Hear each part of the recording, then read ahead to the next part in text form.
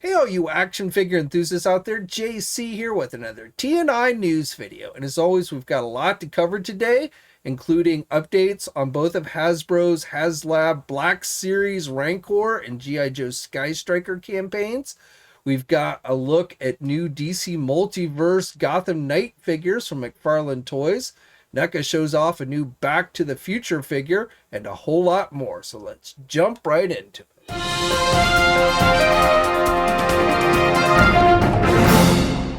So welcome to a Friday edition of TNI News, and let's start off with the latest happenings this morning from Hasbro. They held a live stream with the Star Wars brand team, and in it they gave us more details for their Haslab Black Series Rancor. So first of all, they did show off the first painted model of the Rancor itself. Previously, we'd only seen the gray model, so we're getting a look at all the paint decos and everything. And overall, I think the Rancor looks pretty good. If you're really a big fan of the Rancor creature and you want it in that 6-inch scale, then I don't see a whole lot here that I don't like. Now, I have seen some people, one of the things they've mentioned about the figure is they're going to be using some soft rubber type material over portions of the figure. Which I believe some people are afraid that over time that's going to actually disintegrate. It's hard to say for sure. It's certainly, possibility, but I think it also does give the figure added texture and look. So I don't know, again, I won't say it's impossible that over time that type of material wouldn't disintegrate. But I've had some figures with that kind of thing and it has, but then I've had others where it hasn't. So it's really hard to say. Salome's joining us, everybody, if you didn't notice. She's always up on the latest action figure news. But the other thing was they went on and revealed the final 2 stretch goals for this project. And overall, I've got to say that the remaining 2 stretch goals, in fact, I would say all the stretch goals on this project have really been lackluster, and that's probably where this campaign runs into its biggest problems. So previously they had shown that Gamorrean Guard, which of course we've already gotten the Gamorrean Guard. If you still wanted the Gamorrean Guard, you could get it. I don't think the Power of the Force card back and a collector coin is really going to be that too big of a deal for most people. But that was the first one. And, it's not uncommon that we get some type of re-release of a figure. If you recall back to Hasbro's Galactus, we got the Silver Surfer. So, to me, one figure like that, I can understand. But then with the second campaign or stretch goal, it was a cardboard cutout. And, it's definitely a big card, cutout. But nevertheless, it's just a backdrop, and probably most people aren't even going to have room to display that. So, I mean, it might be cool for toy photography, but again, I don't really see that as a major thing. And then some bone accessories, which, I think are cool, but I feel like that there should have been something else along with it besides a piece of cardboard. Then today we got the final 2 stretch goals revealed, and to me, these were the 2 most underwhelming stretch goals. As I had previously said, I was really expecting them to at least give us a Rancor Keeper, a Black Series Rancor Keeper. I mean, I can't believe that Hasbro is doing a Rancor and they're not going to give us the Rancor Keeper, but that seems to be what they're doing here, as neither of the final 2 stretch goals was for that character. So we're getting a Salacious Crumb figure, which we've gotten before, and I really don't know what the Salacious Crumb has to do with the Rancor. This is not something that, other than it was obviously something easy for them to do. They did, they updated the Salacious Crumb a little bit with some articulation on the legs and stuff, but still, it's a small, teeny little figure, and it's not really something that you associate with the Rancor, and to me is totally out of place for this campaign. So that one was kind of ridiculous to me. And then the second one was Luke Skywalker. So Luke, we've gotten Jedi Lukes before. I'm sure we're going to get them again. In fact, I wouldn't be surprised if we don't see this figure released once or twice in the regular line. Possibly as with the anniversary of Return of the Jedi coming up, I could see them doing it for their archive line or something like that. Or also I could see them using this figure, which is a new figure. It's a new sculpted figure, but I could see them using it maybe with some minor tweaks to the head sculpt as their Mandalorian version, and probably will throw in a Grogu. So, again, Luke, obviously, at least he has a connection to the Rancor. So that one I would give you, especially if you're not going to do like Ula. And I've heard rumors, I think I mentioned this in the last news video when I talked about this. I've heard some rumors that suggest that perhaps Disney isn't allowing Hasbro to do characters like Ula, which was essentially a slave girl, and maybe even the Rancor keeper for some reason. Maybe, because he doesn't wear a shirt. I don't know. The Rancor keeper is baffling to me. I guess I could kind of understand a figure like Ula, though with this being an online exclusive and everything, to me that really doesn't make much sense either. I mean, she's in the movie. Both the characters are in the movie, so why you can't do an action figure of them, I really don't know. Especially again like this is like, through an online thing where really only adults are probably going to be buying this thing. So I don't know if there's any truth to those rumors, but I mean, honestly, that's the only reason I could think of them not doing a Rancor keeper. Because again, that's just like the most common thing. You're going to do a Rancor, you got to give us the Rancor keeper. But I guess Hasbro thought otherwise. So in order to get the Salacious Crumb, this thing's going to have to get up to 16,000 backers. And for the Luke Skywalker figure, it's going to have to get up to 19,000 backers. And right now, that is really, no pun intended, is seeming more and more like it's going to be a stretch. I would still be pretty surprised if it doesn't end up making its minimum backer goal, though once again, this campaign has moved backwards.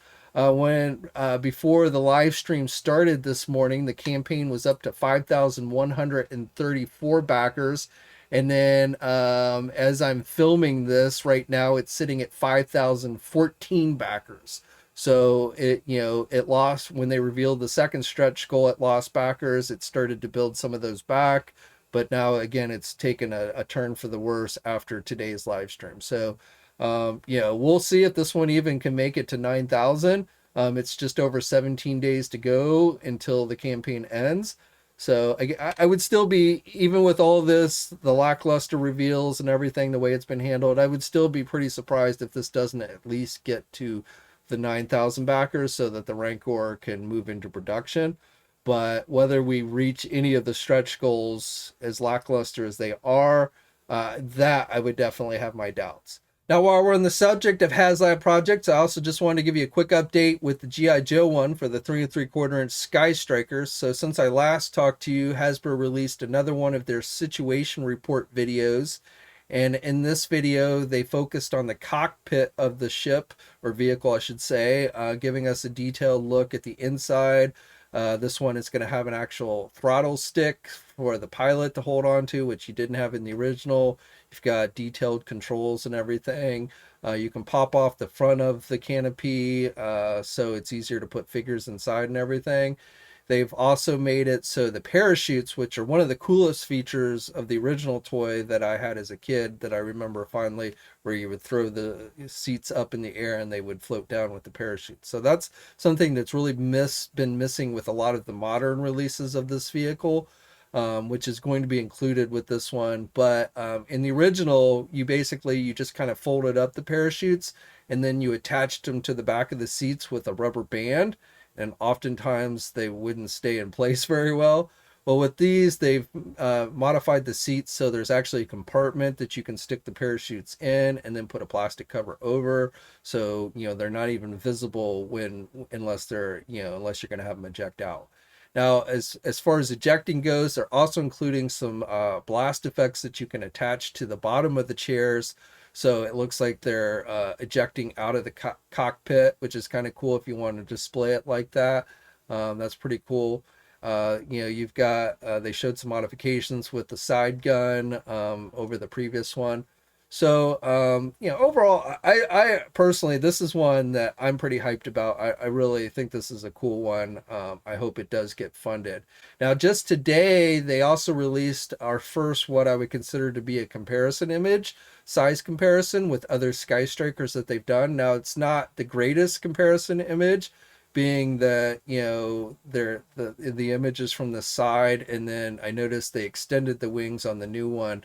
I guess to try and make it look bigger. And then on the other two, the older ones, the wings are not extended.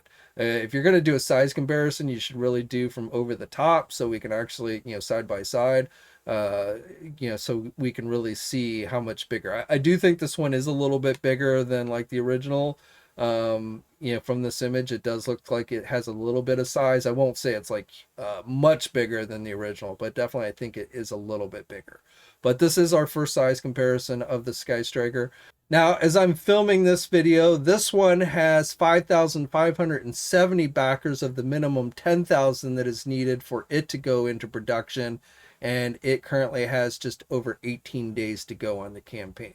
And then for the final Haslab campaign currently going for that Ghostbusters Proton pack, Spengler's Proton pack, Hasbro's actually going to be holding a live stream this coming Monday with, I guess, going over more details on that one. Now, that one has reached its minimum funding goal. It is currently sitting at 8,794 backers. So that one is definitely moving into production. The minimum number was 7,000 needed on that one.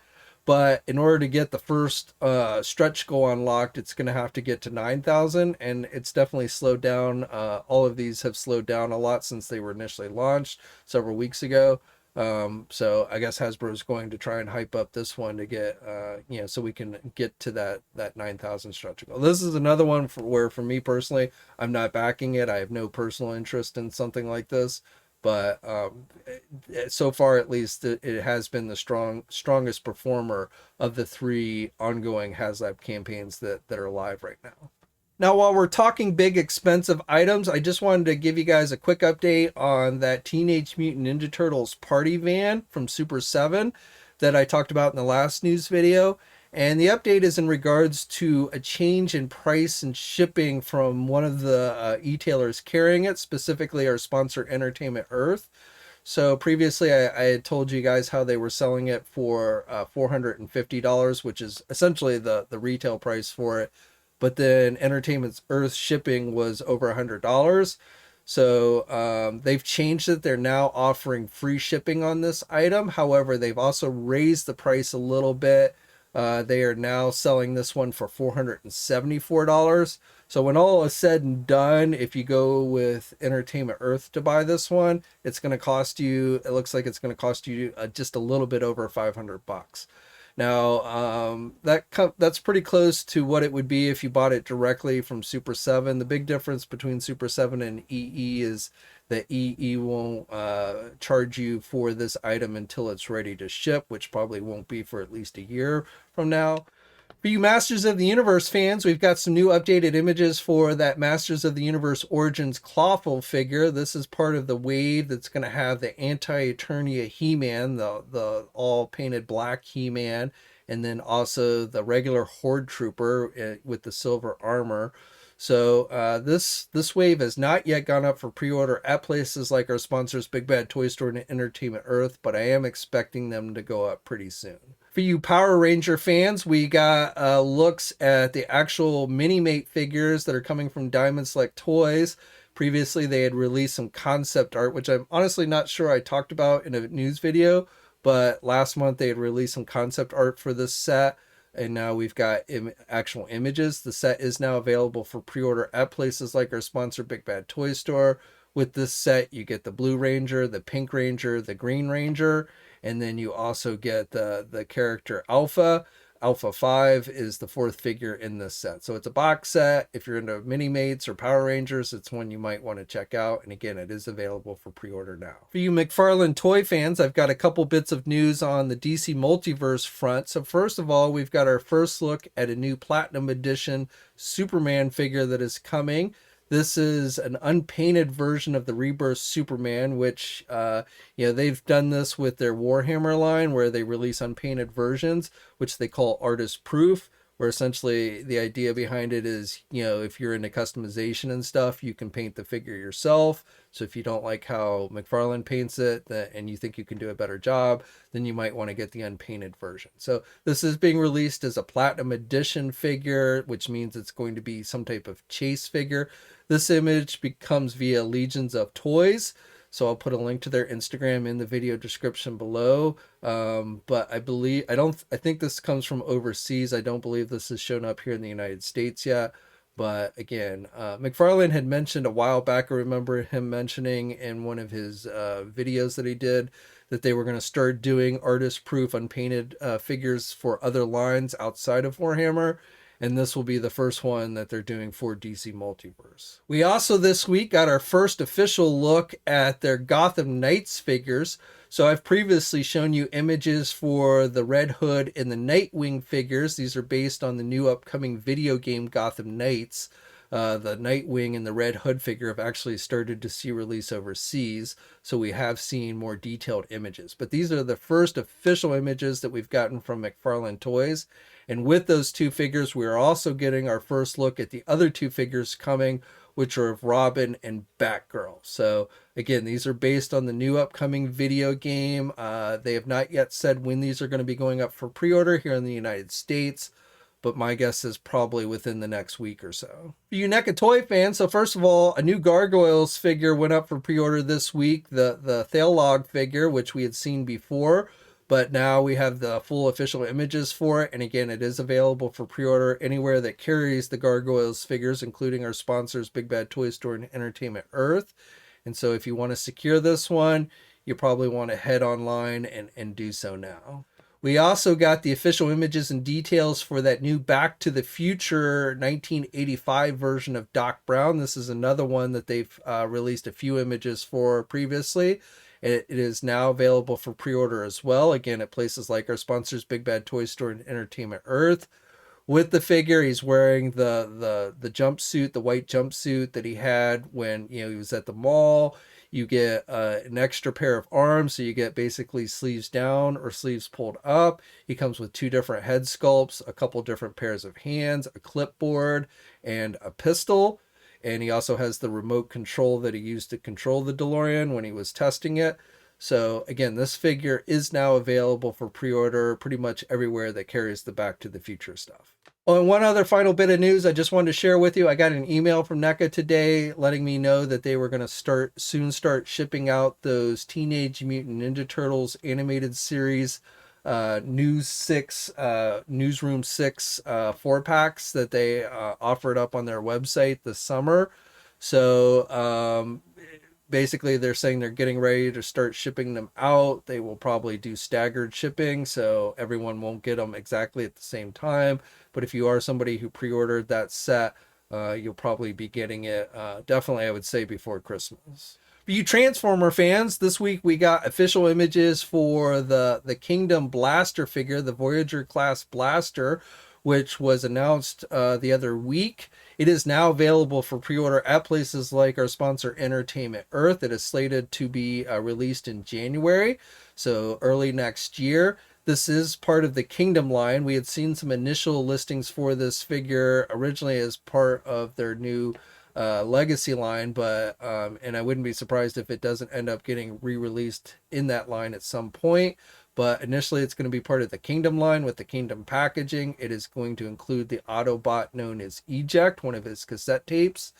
We also got some official images for the Huffer repaint pipes and the character Slammer. So all of these are now available for pre-order, again, at places like our sponsor Entertainment Earth. And then for the final bit of news I have for you guys today, it's on the Tamashii Nations front for SH Figuarts with a couple of different brands, Marvel, Star Wars, and Dragon Ball. So last night they launched a virtual event where they showed off some new figures for each of those brands. On the Marvel front, we got new looks at their Tach-On figures, including Spider-Man, Wolverine, Captain Marvel, Black Panther, Captain America, and Iron Man. Now, we had seen previously the Captain America and Iron Man, but this is our first look at the other figures in this line. So this is where they're taking characters and essentially putting them in armor. And there's actually a Marvel comic book limited series to go along with these figures. But again, we're getting our first look at most of these figures. The Iron Man and the Captain America we had already seen. Iron Man has been up for pre-order for a while. Captain America, I believe, is the next figure that will go up for pre-order.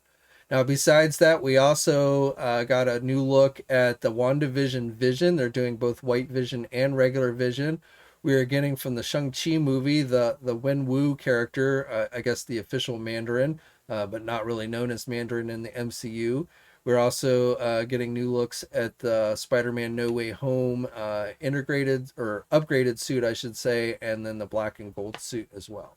And then for Star Wars, we got looks at the Moff Gideon figure from the Mandalorian TV series. I don't think we've seen that one before. It'll come with the Darksaber. And then also they're doing their version of Jedi Luke from the season 2 season finale.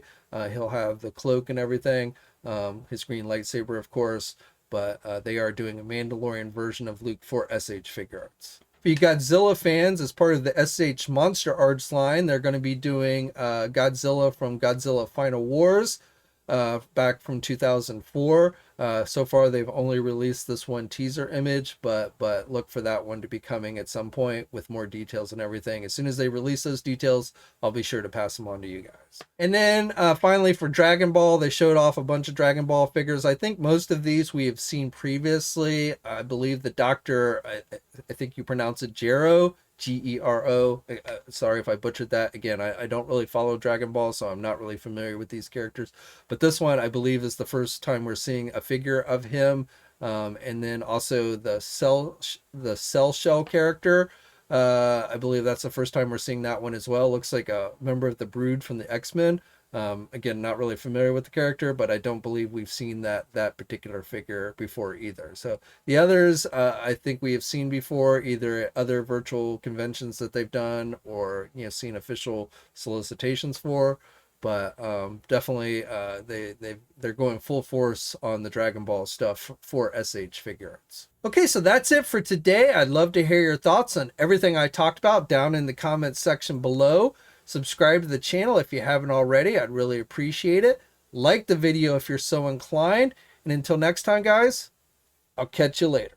Hey, thanks for watching today's video, and be sure to subscribe to the channel if you haven't already, and hit that bell notification to alerted every time I upload a new video. And be sure to head over to the Toy News International and Marvelous News message boards communities. It's a great place to talk toys and win cool contests like $100 store credits to Big Bad Toy Store. And remember, action figures are great.